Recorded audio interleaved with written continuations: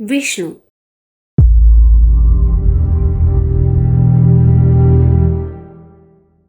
संसार में एक संतुलन शक्ति भी काम कर रही है, जो किसी वस्तु की अतिवृद्धि को रोककर उसे यथास्थान ले आती है। संसार की सुंदरता और वैभवशीलता को वह कुरूपता और विनाश से बचाती है। प्रजनन शक्ति को ही लीजिए, एक एक जोड़ा कई कई बच्चे पैदा करता है। यदि यह वृद्धि पीढ़ी दर पीढ़ी निर्बाध गति से चलती रहे तो थोड़े ही दिन में सारी पृथ्वी इतनी भर जाए कि संसार में प्राणियों को खड़ा होने के लिए भी जगह न मिले। मछली एक वर्ष में करीब 17,000 अंडे देती है। मक्खी मच्छर और कीट पतंग 1,000 से लेकर 7,000 तक अंडे प्रतिवर्ष देते हैं। वे अंडे 1-2 सप्ताह में ही पककर बच्चे की शक्ल में आ जाते हैं और फिर 2-4 हफ्ते बाद ही वे भी अंडे देने लगते हैं। इनकी एक ही साल में प्रायः 8 पीढ़ी हो जाती हैं। यदि ये सब बच्चे जीवित रहें तो 10-5 साल में ही सारा संसार उनमें से एक जाति के रहने के लिए भी पर्याप्त ना रहेगा। चींटी, दीमक, टिड्डी आदि कीड़े भी तेजी से बढ़ते हैं। सुअर, बकरी आदि भी तेजी से प्रचुर संतान वृद्धि करते हैं। एक जोड़ा स्त्री पुरुष भी औसतन 8-10 बच्चे पैदा करता है। यह अभिवृद्धि यदि ना रुके तो संसार के सम्मुख 10-5 वर्ष में ही बड़ी विकट परिस्थिति उत्पन्न होकर खड़ी हो सकती है। परंतु लाखों करोड़ों वर्ष प्राणियों को इस पृथ्वी पर हो गए, ऐसी परिस्थिति कभी भी उत्पन्न नहीं हुई। सृष्टि की संतुलन शक्ति उस विषमता को उत्पन्न होने से रोके रहती है। दुर्भिक्ष, भूचाल, महामारी, युद्ध तथा किसी न किसी दैवी प्रकोप द्वारा प्रकृति प्राणियों की प्रजनन शक्ति से उत्पन्न होने वाले खतरे का निराकरण करती रहती है। रात्रि का अंधकार एक सीमा तक बढ़ता है। इस बढ़त को प्रकृति रोकती है और पुनः दिन का प्रकाश लाती है। मध्याह्न तक सूर्य की तेजी बढ़ती है, फिर घटने लगती है। समुद्र में ज्वार आते हैं, फिर थोड़े समय बाद उसका प्रतिरोधी भाटा आता है। चंद्रमा घटते घटते क्षीण होता और फिर बढ़ने लगता है। गर्मी के बाद सर्दी और सर्दी के बाद गर्मी का मौसम आता है। मरने वाला जन्मता है और जन्मने वाला मृत्यु की तैयारी करता है। सृष्टि के सौंदर्य का क्रम यथावत चला आता है। उसका बैलेंस बराबर कायम रहता है, संतुलन बिगड़ने नहीं पाता।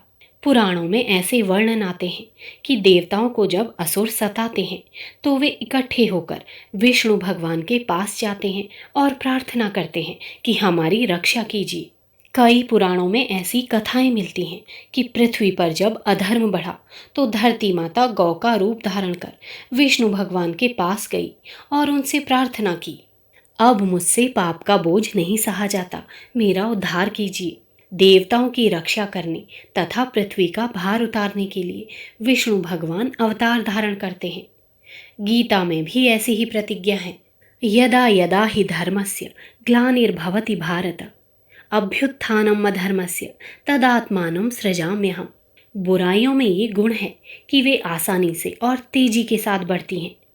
पानी ऊपर से नीचे की ओर बड़ी तेजी से स्वयमेव दौड़ता है, पर यदि उसे नीचे से ऊपर चढ़ाना हो तो बड़ा प्रयत्न करना पड़ता है। पत्थर को ऊपर से नीचे की ओर फेंके तो जरा से संकेत के साथ वह तेजी से नीचे गिरेगा, और अगर बीच में कोई रोकने वाली चीज ना आए तो सैकड़ों मील नीचे गिरता चला जाएगा।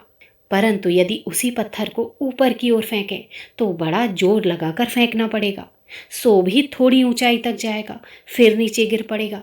इसी प्रकार बुराई के मार्ग पर पतन की ओर मन तेजी से गिरता है, पर अच्छाई की ओर कठिनाई से चढ़ता है। लोगों का झुकाव पाप की ओर अधिक होने के कारण थोड़े ही समय में पाप छा जाता है, और फिर उसे दूर करने के लिए, संतुलन ठीक करने के लिए इस विष्णु शक्ति को किसी न किसी रूप में प्रकट होना पड़ता है। उस प्राकट्य को अवतार कहते हैं। शरीर में रोगों के विजातीय विषैले परमाणु इकट्ठे हो जाने पर रक्त की जीवनी शक्ति उत्तेजित होती है और उन विषैले परमाणुओं को मार भगाने के लिए युद्ध आरंभ कर देती है। रक्त के श्वेत कणों और रोग कणों में भारी मारकाट मचती है, खून खच्चर होता है। इस संघर्ष को बीमारी कहते हैं। बीमारी में पीड़ा, फोड़ा, पीव, पसीव, दस्त, उल्टी, जलन आदि लक्षण होते हैं। युद्ध में चोट लगती है, दर्द होता है, यही बीमारी की पीड़ा है। खून खच्चर होता है, यही पीव, यही दस्त आदि हैं। बीमारी का प्रयोजन शरीर को निर्दोष बनाना है। अवतार शक्ति का भी यही कार्य होता है। जब रावण, कंस, हिरण्यकश्यप सरीखे कुविचार के प्रतिनिधि अधिक बढ़ जाते हैं, तो पापों की प्रतिक्रिया स्वरूप अंतरिक्ष लोकों में हलचल मचती है और उस विषमता को हटाने के लिए अवतार प्रकट होता है। जब ग्रीष्म ऋतु का ताप असह्य हो जाता है, तो उसे शांत करने के लिए मेघमालाएं गरजती हुई चली आती हैं। पापों की अभिवृद्धि का नियमन करने के लिए वैष्णवी सत्ता अवतार धारण करके प्रकट होती है और भीषण संघर्ष उत्पन्न करके शांति स्थापित करती है। परित्राणाय साधूनाम विनाशाय च दुष्कृताम, अवतार का यही उद्देश्य होता है। धर्म की संस्थापना के लिए वह बार बार प्रकट होता है। अवतार समष्टि आत्मा का, परमात्मा का प्रतीक है। सभी आत्माओं की एक सम्मिलित सत्ता है, जिसे विश्व मानव या समाज की एक सम्मिलित आत्मा कहते हैं। यही परमात्मा है। एक मनुष्य यह चाहता है कि मैं सुखपूर्वक रहूं, मेरे साथ में सब प्रेम, भलाई एवं सहयोग का बर्ताव करें। कोई ये नहीं चाहता कि मेरे साथ चोरी, हिंसा, ठगी, कठोरता या अन्याय का बर्ताव हो। यही इच्छा विश्व मानव की समिति आत्मा या परमात्मा की है। अवतार धर्म की रक्षा के लिए होता है। अधर्म अर्थात विश्व मानव की इच्छाओं के प्रतिकूल कार्य जब संसार में अधिक बढ़ जाते हैं, तो उसे दूर करने के लिए विश्व मानव के अंतस्थल में प्रतिक्रिया होती है और विरोध का उफान उबला पड़ता है। इस उफान को अवतार के नाम से पुकारा जाता है। अवतार एक अदृश्य प्रेरणा है। सूक्ष्म वातावरण में परमात्मा की इच्छा का आवेश भर जाता है। जैसे आकाश में आंधी छाई हुई हो और उसी समय पानी बरसे, तो वर्षा की बूंदें उस आंधी की धूलि से मिश्रित होती हैं। वसंत ऋतु में प्रकृति के सूक्ष्म अंतराल में काम क्षोभ का आवेश आता है। उन दिनों सभी नर नारियों में, पशु पक्षियों में, जीव जंतुओं में कामेच्छा फूट पड़ती है। भय, क्रोध, हिंसा, सांप्रदायिक, राजनैतिक तनाव, घृणा तथा सत्कर्मों की भी एक लहर आती है। वातावरण में आवेश आता है। उस आवेश में प्रेरित होकर कुछ विशिष्ट पुण्यात्मा, जीवन युक्त महापुरुष संसार में आते हैं और परमात्मा की इच्छा को पूरा करते हैं। एक समय में अनेकों अवतार पूरे होते हैं। किसी में न्यून, किसी में अधिक शक्ति होती है। इस शक्ति का माप करने का पैमाना कला है।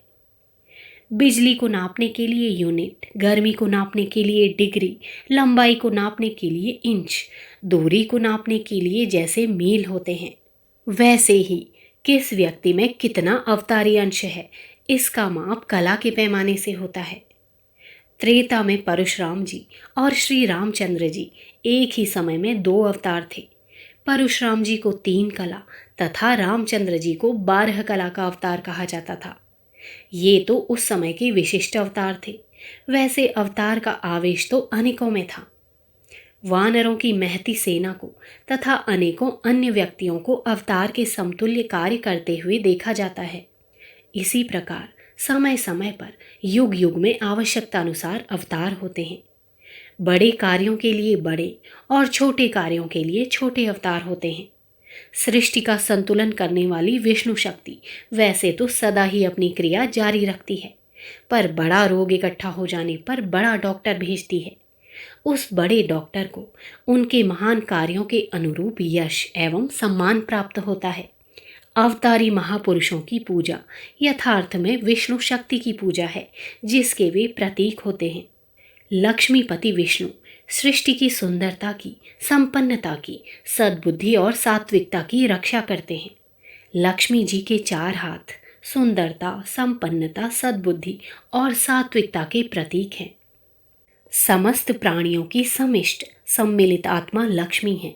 यह लक्ष्मी विष्णु की अर्धांग है। परमात्मा की आत्मा में समाई हुई हैं, संसार का नियमन करती हैं। साथ साथ लक्ष्मी ही विश्व मानव की इच्छा की रक्षा करती हैं। लक्ष्मी विष्णु से अभिन्न है। विष्णु के उपासक वैष्णव वे हैं जो विश्व मानव की इच्छाओं के अनुकूल कार्य करने में अपनी शक्ति लगाते हैं। नरसिंह मेहता का प्रसिद्ध भजन है, वैष्णव जनते तेने कहे, जे पीर पराई जाने रे। समाज का लाभ, संसार की सेवा, विश्व की श्रीवृद्धि, विश्व मानव की सुख शांति के लिए सच्चे अंतःकरण से हर घड़ी लगे रहने वाले मनुष्य असली वैष्णव हैं। विष्णु की इच्छा ही उन वैष्णवों की इच्छा और विष्णु की कार्य प्रणाली ही उनकी कार्य प्रणाली होती है। वे पाप को घटाकर धर्म की स्थापना करने के लिए सदैव प्रयत्नशील रहते हैं। जनता को विष्णु रूप समझकर लोक सेवा में, विष्णु पूजा में प्रवृत्त रहते हैं। पुस्तक गायत्री मंत्र के प्रथम पद ओम भूर्भुवः स्वः की व्याख्या, ईश्वर का विराट रूप। लेखक पंडित श्री राम शर्मा आचार्य।